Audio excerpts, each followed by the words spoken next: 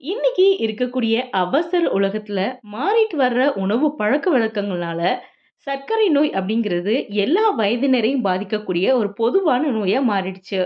நீரிழிவு நோயாளிகள் தங்களுடைய உணவுல எப்போதுமே சிறப்பு கவனம் செலுத்தணும். இல்ல அப்படின்னா அவங்களுடைய நிலைமை மோசமாக மாறக்கூடும். அதுவும் குளிர்காலங்கள்ல நீரிழிவு நோயாளிகள் சர்க்கரையின் அளவை பராமரிக்கிறது சவாலான காரியமா இருக்கும்.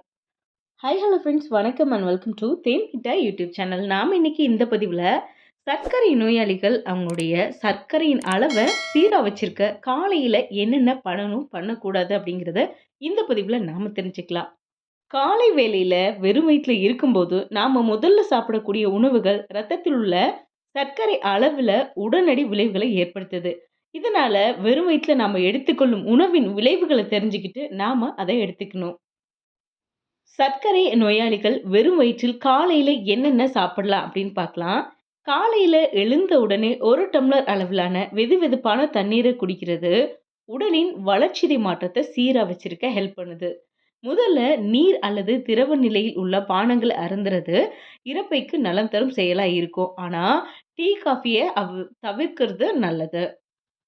அதுக்கப்புறம் என்ன சாப்பிடலாம்? நைட்டு முழுவதும் ஊற வச்ச 5 பாதாம் பருப்புகள் அல்லது 2 வால்நட் சாப்பிடுறது உடலுக்கு தேவையான ஆரோக்கியமான கொழுப்பை வழங்கும். அதுக்கடுத்ததா சர்க்கரை நோயாளிகள் காலையில் எழுந்தவுடன் சத்தான நார்ச்சத்து மிகுந்த உணவுகளை உட்கொள்வது ஆரோக்கியத்திற்கு ரொம்பவே நல்லதுங்க.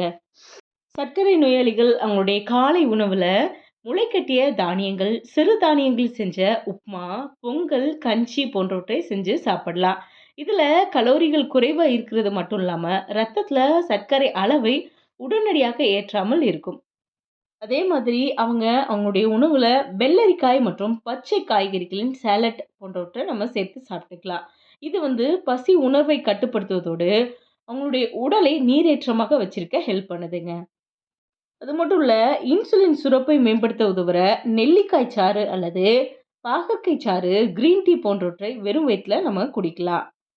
அதே மாதிரி சர்க்கரை நோயாளிகள் வெறும் வயிற்றில் தவிர்க்க வேண்டிய உணவுகள் என்னென்ன அப்படின்னு பார்க்கலாம். சில தினசரி உணவுகள் எல்லாருக்குமே சரியா இருந்தாலும் நீரிழிவு நோயாளிகளுக்கு சர்க்கரை அளவை சட்டுன்னு உயர்த்திடும் அபாயம் இருக்கிறதுனால காலையில இந்த உணவுகளை அவங்க தவிர்க்கிறது நல்லது. என்னென்ன அப்படின்னு பார்க்கலாம். இனிப்பு மிக்க ஊட்டச்சத்து பானங்கள், இனிப்பு கலந்த தேநீர் மற்றும் காஃபி ஆகியவற்றை தவிர்க்கப்பட வேண்டியவை அப்படின்னு சொல்லலாம். இது மட்டும் இல்லைங்க, இயற்கையான இனிப்பு கொண்ட பழச்சாறுகளையும் காலையில அவங்க குடிக்கிறது நல்லதில்ல. அதே மாதிரி மைதாவுல செஞ்ச பிஸ்கட், கேக், வெள்ளை பிரெட் ஆகியவற்றைய முதல்ல அவங்க தவிர்க்கணும். இது உடனடியா ரத்தத்துல சர்க்கரை அளவை உயர்த்திடும். அதே மாதிரி சீனி மற்றும் வெல்லத்தில் செய்யப்பட்ட இனிப்பு பண்டங்கள், மிட்டாய்கள், இனிப்பு பலகாரங்கள் ஆகியவற்றையும் அவங்க தவிர்க்க வேண்டியது அவசியம். அது மட்டும் இல்ல, இயற்கையில் கிடைக்கும் இனிப்பு மிகுந்த வாழைப்பழம், மாம்பழம், பலாப்பழம், உலர்ந்த திராட்சை, பேரீச்சம்பழம், அத்திப்பழம் மற்றும் உலர வைக்கப்பட்ட பழங்களையும் தவிர்க்கிறது நல்லது. இதுல அதிக சர்க்கரையும் அதிக கலோரியும் நிறைஞ்சிருக்கு. அது மட்டும் இல்லைங்க, காலையிலேயே வறுத்த அல்லது பொரித்த உணவுகளை சாப்பிடுறது செரிமான கோளாறுகளை உண்டாக்கி சர்க்கரை அளவை பாதிக்குது. இது மட்டும் இல்லைங்க, ரொம்ப முக்கியமானது என்னன்னா, நம்ம மேலே பார்த்த எல்லாத்தையும் கடைப்பிடிக்கிறது மூலமா காலையிலே ரத்த சர்க்கரை நமக்கு ஏறாம கட்டுக்குள்ள வைத்திருக்க முடியும். அது மட்டும் இல்லாம தினமும் குறிப்பிட்ட நேரத்துல உணவு சாப்பிட பழகிக்கணும். நீரிழிவு நோய்க்கான மருந்துகளையும் சரியான நேரத்துல எடுத்துக்கிறது அவசியம். தினசரி மிஸ் பண்ணாம நடைப்பயிற்சி, போதுமான அளவுல தூக்கம் ஆகியவற்றையும் அவங்க நடைமுறைப்படுத்த கத்துக்கணும். என்ன ஃப்ரெண்ட்ஸ், இந்த பதிவு உங்க எல்லாருக்கும் யூஸ்ஃபுல்லா இருக்கும்னு நம்புறேன். இந்த வீடியோ பிடிச்சிருந்தா ஒரு லைக் பண்ணுங்க, ஷேர் பண்ணுங்க. இது வரைக்கும் நம்ம சேனலை சப்ஸ்கிரைப் பண்ணாம யாராவது பார்த்துட்டு இருந்தீங்கன்னா சப்ஸ்கிரைப் பண்ணுங்க. அப்படியே உங்களுடைய கருத்துக்கள் ஏதாவது இருந்தால் அதை கமெண்ட்ல பதிவு பண்ணுங்க.